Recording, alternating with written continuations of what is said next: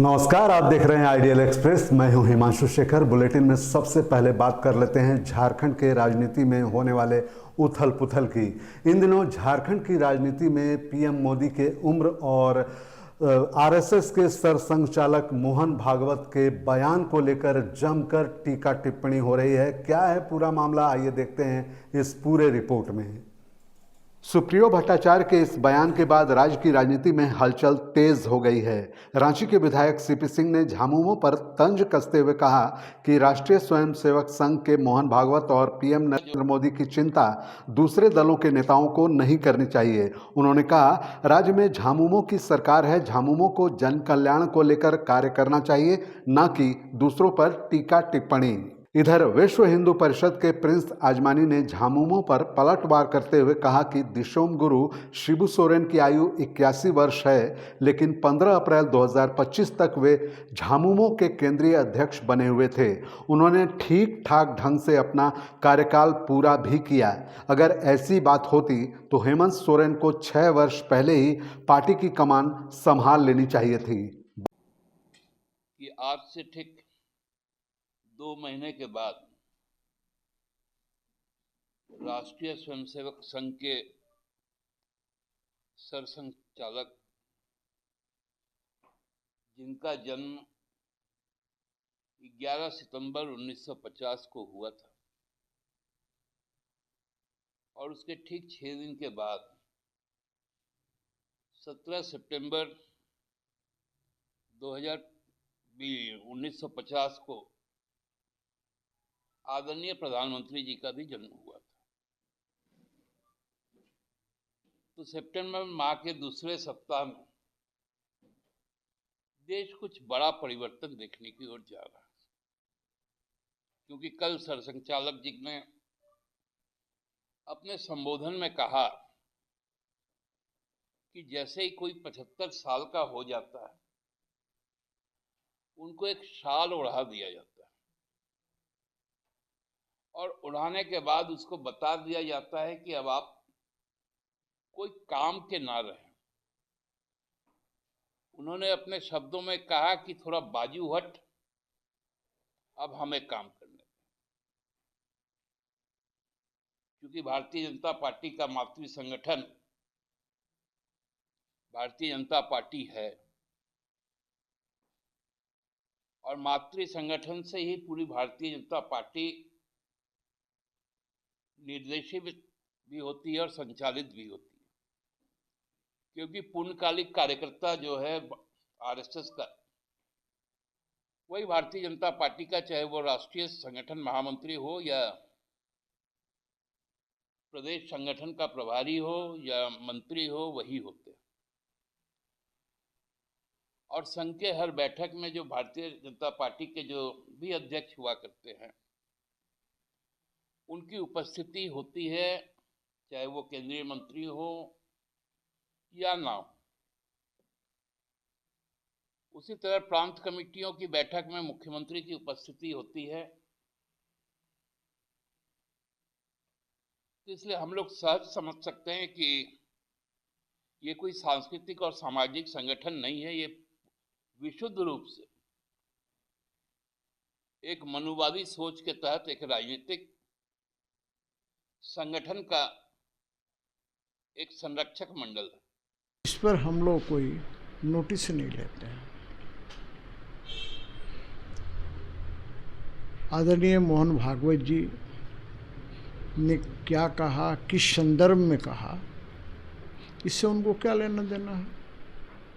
वो अपने दल के बारे में सोचें, अपने दल के संगठन को मजबूत करने की दिशा में काम करें। और चूँकि उनकी सरकार है, तो सरकार में रहकर और झारखंड की जनता की सेवा करें, झारखंड को एक विकसित राज्य की श्रेणी में लाकर खड़ा करने की दिशा में काम करें। दूसरे पर किसी भी प्रकार का टीका टिप्पणी करना शोभा नहीं देता है। ने ये तर्क दिया है कि आने वाले दिनों में हमारे भारत के माननीय यशस्वी प्रधानमंत्री श्री नरेंद्र मोदी जी भी 75 साल के हो जाएंगे तो उनको भी अपने पद से त्याग दे देना चाहिए और उनको पद मुक्त कर देना चाहिए। तो माननीय से मैं ये कहना चाहूँगा कि हमारे दिशुम गुरु हमारे आदरणीय श्री शिबू सोरेन जी भी 81 वर्ष के हो चुके हैं और हमारे वर्तमान मुख्यमंत्री श्री हेमंत सोरेन जी 5.5 साल पहले ही मुख्यमंत्री पद संभाल चुके थे और मैं कहूँगा कि उन्होंने अपना कार्यकाल एक ठीक ठाक तरीके से पूरा किया। ये मेरा व्यक्तिगत विचार है उनके लिए। तो अगर 75 वर्ष की बात होती तो वो आदरणीय शिबू सोरेन जी को भी पद मुक्त करके खुद भी उसी वक्त अध्यक्ष। इस प्रकार से जेएमएम के केंद्रीय महासचिव सह प्रवक्ता सुप्रियो भट्टाचार्य के द्वारा एक बयान दिया गया, जिसमें उन्होंने कहा कि आरएसएस के सर संचालक मोहन भागवत ने अपने बयान में कहा था कि 75 वर्ष होने के बाद एक व्यक्ति को अपने पद से त्यागपत्र देना चाहिए। ऐसे में देश के प्रधानमंत्री नरेंद्र मोदी को भी आगामी 17 सितंबर के बाद अपने पद से त्यागपत्र दे देना चाहिए, क्योंकि बीजेपी आरएसएस की ही एक अनुषांगिक इकाई है, राजनीतिक दल है। ऐसे में झारखंड की राजनीति में एक हलचल सा पैदा हो चुका है।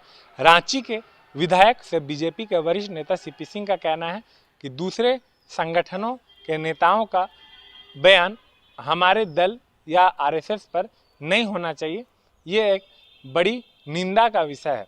वहीं दूसरी ओर विश्व हिंदू परिषद के नेता प्रिंस आजमानी ने भी कड़ी निंदा करते हुए कहा कि दिशोम गुरु शिबू सोरेन का भी उम्र कई हद तक ज़्यादा हो चुका है, लेकिन आगामी पिछले 15 अप्रैल 2025 तक वो जेएमएम के अध्यक्ष के तौर पर बने हुए थे। तो ऐसे में एक बड़ा सवाल उठ रहा है कि पीएम मोदी के उम्र और आरएसएस के सर संचालक मोहन भागवत के द्वारा जो दिया गया बयान, यह झारखंड की राजनीति में भी बयानबाजी का कारण बन चुका है। आइडियल एक्सप्रेस से संवाददाता सौरभ राय की रिपोर्ट। इधर आगामी 18 जुलाई को प्रधानमंत्री के कार्यक्रम को लेकर मोतिहारी में बीजेपी नेता और कार्यकर्ता पूरी तरह से जुटे हुए हैं। हर हिस्से से भीड़ जुटाने की कोशिश में लगे हुए हैं, लिहाजा रथ और बस घुमाकर जोर शोर से प्रचार प्रसार किया जा रहा है। सदर विधायक राम सिंह के नेतृत्व में अलग अलग तैयारियों को लेकर खुद मॉनिटरिंग कर रहे हैं, ताकि बिहार के साथ साथ चंपारण के विकास को गति प्रदान किया जा सके। और अब बात करते हैं सहरसा की, जहां पर आगामी 25 जुलाई को पैक्स चुनाव होने हैं। इससे लेकर सहरसा जिले के 70 कटैया प्रखंड में आगामी 25 जुलाई को होने वाले पैक्स चुनाव को लेकर 70 पंचायत के संतोष कुमार ने अपना नामांकन पर्चा दाखिल किया है। प्रखंड विकास पदाधिकारी रोहित कुमार ने बताया कि नगर निगम अंतर्गत भेलवा और प्रखंड के 70 पंचायत में पैक्स चुनाव होना तय हुआ है। संतोष कुमार ने नामांकन दाखिल करने के बाद बताया कि 20 वर्षों से पैक्स अध्यक्ष रहने वाले ने किसानों का धान नहीं के बराबर खरीदा, लेकिन मैं दावे के साथ कह रहा हूं कि प्रत्येक किसानों को घर घर जाकर सरकारी योजनाओं का लाभ दूंगा। नामांकन पर्चा दाखिल किया है, किसानों के लिए आप किस हद तक काम करेंगे, क्या क्या करेंगे, क्या है उद्देश्य? देखिए, जो चीज़ पैक्स में सुविधा सरकार दे रही है, धान खरीदना है, गेहूं खरीदना है, खाद है, बीज है, जो ये चारों चीज़, ये 4 चीज़ अभी टॉप प्रायोरिटी पे है। ये चारों चीज़ किसान को जितना समय 24 घंटा का समय, 24 घंटा में किसान का पेमेंट धान का मिलेगा। जो सरकारी रेट है वो रेट मिलेगा, उसमें किसी तरह का कोई बार्गेनिंग नहीं होगी, चाहे वो धान हो, गेहूं हो, खाद हो, बीज हो। लोगों को प्राथमिकता से लोगों को तमाम चीज़ जो है प्राथमिकता से मिलेगी। जी बिल्कुल मिलेगी। विगत लंबे समय से जो है धान नहीं खरीदारी हुआ, कुछ अफरा तफरी हो गई, उसको लेकर के किसान को क्षति हुआ है, क्या कहेंगे? नहीं, उस पहले वाले अध्यक्ष से हमको कुछ नहीं कहना, वो क्या किए नहीं किए, 20 साल से हैं, किसका धान खरीदे हैं, किसका नहीं लिए तो जनता जानती है। हमको नहीं लग रहा किसी का 1 कुंटल धान भी लिए होंगे, 10-20 का लिए होंगे तो लिए होंगे, लेकिन हम कहते हैं हम घर घर अलाउंस करके जिसका जितना धान होगा उसका हम धान लेंगे। इस पद के लिया हुआ है, कहाँ कहाँ चुनाव होना है? इसमें 2 पैक्स में चुनाव होना है। एक नगर निगम क्षेत्र से है भेलवा और एक 70 पंचायत में है, 70 पैक्स में, जिसमें अध्यक्ष पद के लिए है और उसके कार्यकारिणी के लिए। कितने लोगों ने नामांकन दाखिल किया है? नामांकन की प्रक्रिया अभी चालू है, 3 बजेगा तो उसके बाद डाटा देंगे। क्या व्यवस्था की गई है? व्यवस्था 2 टेबल है, 2 ARO हैं उसमें, हम RO के रूप में हैं और सभी सहयोगी स्टाफ उसमें लगे हैं, सहयोगी कर्मी लगे हैं। कब तक नामांकन की प्रक्रिया होनी है? कब चुनाव होना है? कब मतगणना होना है? नामांकन की प्रक्रिया आज 12 तारीख को है और 14 को है और 25 जुलाई को उसका मतदान है और उसी दिन मतगणना भी होना है। और अब बात पटना की, जहां पर पूर्व मंत्री संतोष सुमन ने कई मुद्दों को लेकर अपनी साफ और तीखी प्रतिक्रिया दी है। उन्होंने महागठबंधन की बैठक को आंतरिक मामला बताया, वहीं बिहार की कानून व्यवस्था पर कहा कि सरकार सजग है और ऐसे में अपराधी बख्शे नहीं जाएंगे। इसके साथ ही उन्होंने 2025 चुनाव पर भरोसा जताते हुए कहा कि NDA फिर पूर्ण बहुमत की सरकार बनाएगा। ये उनका विषय है, बाकी इतना ही कहेंगे कि बिहार में NDA के पक्ष में हवा है और 25 में हम लोग की सरकार पुनः बनने जा रही है। उनको बैठने से और कुछ करने से कुछ नहीं। बिहार में आपराधिक घटनाएं लगातार हो रही है, उसको लेकर अब सवाल पूछे जा रहे हैं, दिन दहाड़े कारोबारियों की हत्या हो जा रही है। देखिए, इस तरह की जो घटनाएं हो रही है, सरकार सजग है। आप देखेंगे अपराधी तुरंत पकड़ाया जा रहा है और उनको इनकाउंटर भी किया जा रहा है, इसलिए आप निश्चिंत रहिए। सरकार पूरी तरह से मुस्तैद, हमारे प्रशासन मुस्तैद है और हम लोग एक एक लोगों को छोड़ेंगे नहीं जो इसके पीछे रहेंगे, चाहे कोई भी हो। आरजेडी के नेता हैं जिन्होंने फिर से 90 के दशक का बयान दिया है, बुरा बात साफ करो, कैसे देखते हैं? देखिए, उनका तो आदत है इस तरह के। उनके कार्यकर्ता जब भी उनको मौका मिलेगा उग्र हो जाते हैं और वो 90 के जंगल राज की याद दिलाते हैं। तो ये सब तो होना ही है और जनता समझ रही है और जनता को झलक मिल गया तो हम समझते हैं 25 में जनता उनको जरूर सबक सिखाएगी।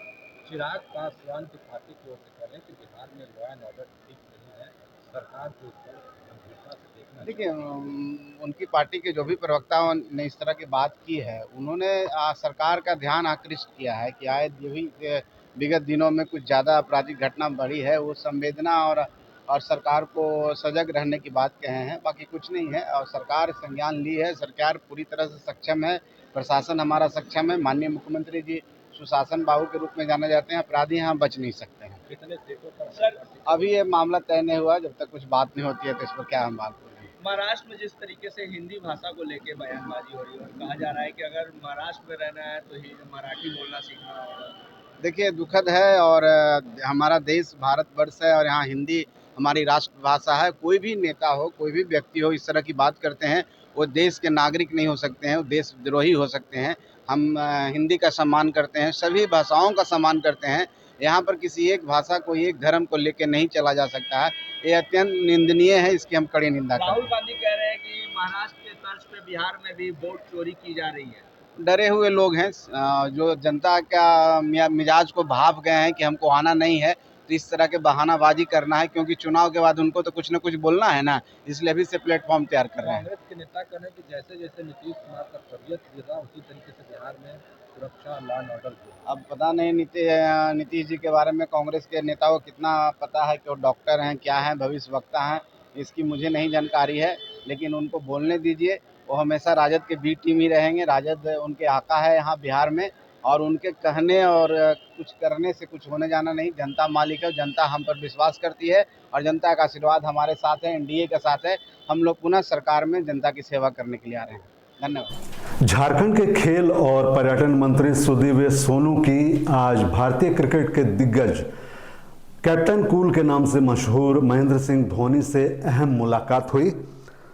इस मुलाकात में दोनों के बीच झारखंड में खेल और पर्यटन के क्षेत्र में मौजूद अपार संभावनाओं को लेकर विस्तार से चर्चा हुई। सूत्रों से मिली जानकारी के अनुसार ये संभावना जताई जा रही है कि आने वाले दिनों में महेंद्र सिंह धोनी झारखंड के ब्रांड एम्बेसडर के रूप में अहम भूमिका निभा सकते हैं।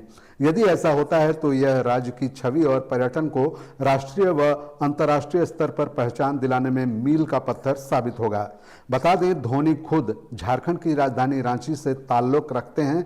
इन्हें लोग रांची का राजकुमार कहकर भी संबोधित करते हैं। धोनी राज्य के युवाओं के लिए प्रेरणा स्रोत रहे हैं। मंत्री सुदीव्य सोनू ने इस मुलाकात को सकारात्मक और राज्य के भविष्य के लिए उत्साहजनक बताया है।